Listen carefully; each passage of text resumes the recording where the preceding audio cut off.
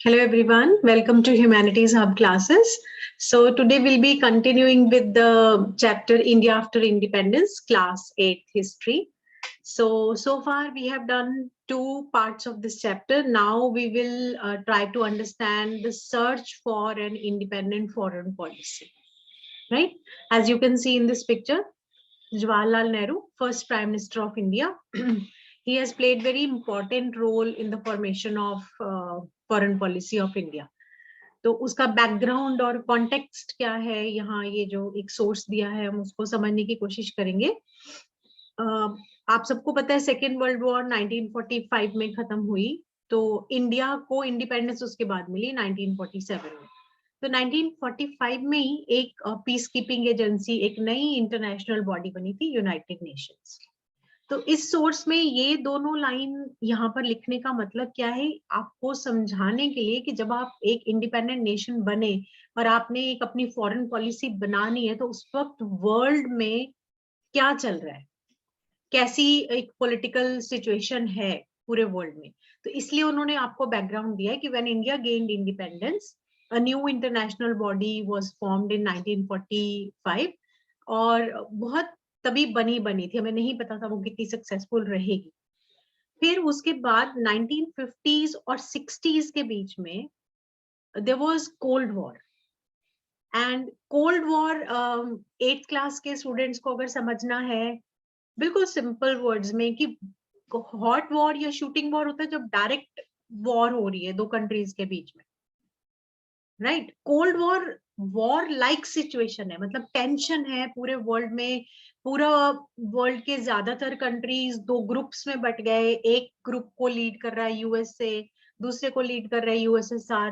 तो बहुत एक टेंशन है, हर वक्त एकदम एक टेंशन का एनवायरनमेंट है, उसको आप कोल्ड वॉर बोलते हैं। तो ये हमारी फॉरेन पॉलिसी को फ्रेम करते हुए इन सब चीजों को आपने ध्यान में रखना है कि सेकेंड वर्ल्ड वॉर अभी खत्म हुई है, वर्ल्ड के अंदर ज्यादातर कंट्रीज दो ग्रुप्स में बट गए। One group was led by US and another was by USSR या सोवियत जिसको आप बोलते हैं। तो दो ग्रुप्स में जब एक वर्ल्ड बटा हुआ है, मिलिट्री अलायंसेस बने हुए हैं, कंट्रीज का ज्यादा एफर्ट आर्म्स बनाने पे जा रहा है, ऐसी वाली सिचुएशन में जब आपको इंडिपेंडेंस मिलेगी तो आप कोशिश करेंगे कि हम ऐसा कंट्री बने जिसमें हम ना यूएस ना हम यूएसएसआर, दोनों की तरफ हमें किसी एक को चूज करना पड़े। तो फिर और ऑप्शन क्या है, उस वक्त जो हमारे प्राइम मिनिस्टर थे जवाहरलाल नेहरू, वो हमारे फर्स्ट फॉरेन मिनिस्टर भी थे, उन्होंने इस कॉन्टेक्स्ट में एक नया मूवमेंट बोल सकते हैं आप उसको, एक नया आइडिया वर्ल्ड के सामने रखना, that was non alignment. Non alignment word समझेंगे तो आपको समझ में आ जाएगा, means not to align with USA and not to USSR. ना तो हम यूएसए वाले अलायंस का पार्ट है, ना हम यूएसएसआर वाले अलायंस का पार्ट है, हम कोशिश करेंगे नॉन अलाइंड रहने की। तो इंडिया अकेला नहीं था, और भी कुछ कंट्रीज जो हमारे साथ थे नॉन अलाइन मूवमेंट को आगे ले जाने में, वो थे इजिप्ट, युगोस्लाविया, इंडोनेशिया, घाना, राइट। तो अब बहुत सारे लोग इसको कंफ्यूज करते कि नॉन अलाइन होने का मतलब शायद न्यूट्रल होना है, पर वैसा नहीं है। नॉन अलाइनमेंट का मतलब कि एक मूवमेंट है जो बाकी कंट्रीज, बहुत सारे नए कंट्रीज इंडिपेंडेंट हुए थे अफ्रीका में, एशिया में, तो अगर वो सारे कंट्रीज भी यूएस या यूएसएसआर को ज्वाइन कर लेते तो फिर वर्ल्ड दो हिस्सों में बट जाता, पूरा का पूरा वर्ल्ड, और फिर एक और वर्ल्ड वॉर हो सकती थी या और रीजनल वॉर्स हो सकती। तो उस सिचुएशन को अवॉइड करने के लिए नॉन अलाइनमेंट ने बाकी कंट्रीज को जो उस वक्त इंडिपेंडेंट हुई थी उनको अर्ज करा not to join either of the two major alliances.